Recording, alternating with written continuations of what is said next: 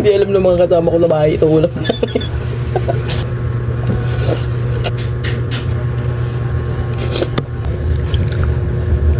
Magki-cleansing tayo ng bituka. Sobrang sarap na ito, guys. Sa mga laking bukid dyan, hello sa inyo.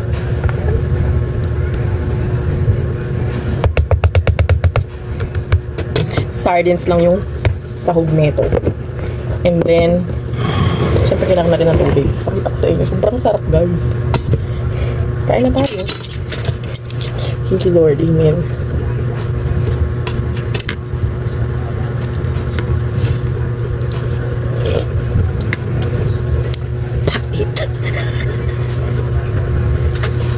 Sarap to, guys. Sobrang sarap. Charis. 5 out of 10. Hindi alam ng mga kasama ko na bahay ito ulam namin. Pero guys, hindi ako masarap talaga to, promise. Iba kasi yung panlasa ko sa kanila. Mahilig sila sa mga prito. Ako din naman, pero kailangan natin mag-cleansing.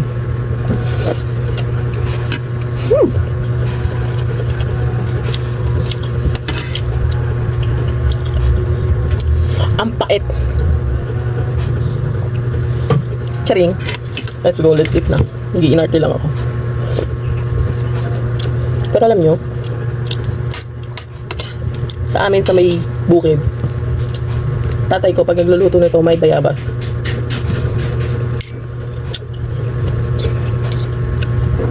Tapos mackerel.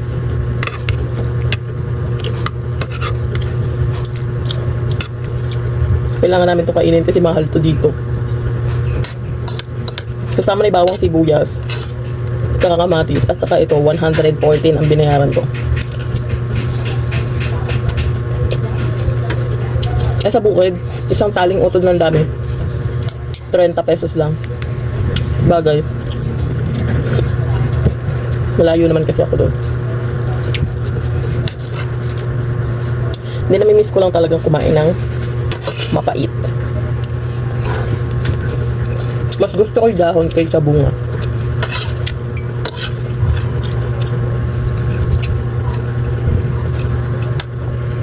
Pero ang luto ko lang nito, guys, blanch lang.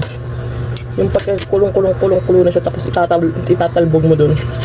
Tapos patay mo na yung apoy. Yun na yun.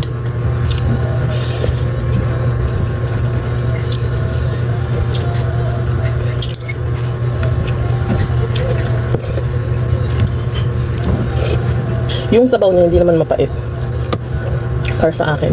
Pero pag kinain mo na pero pag kinain mo na yung dahon niya, mapait siya, guys.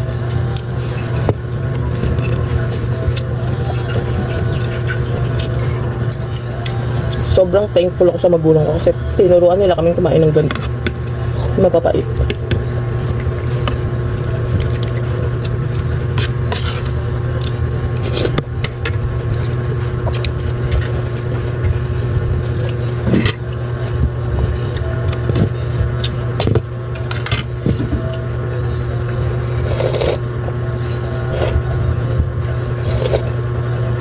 Ang sarap.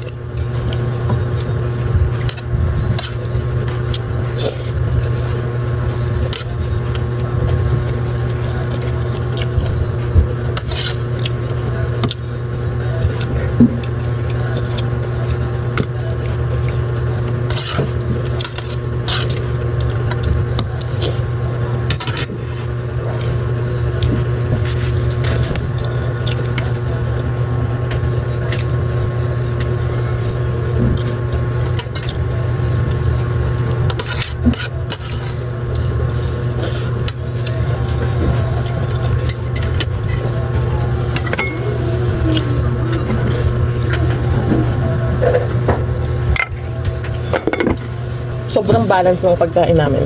Sa totoo lang. Hindi sa pagmamayabang.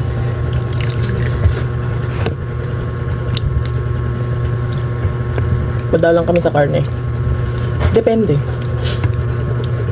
Wala kasi kaming budget. Pero mas maganda nga gano'n, di ba?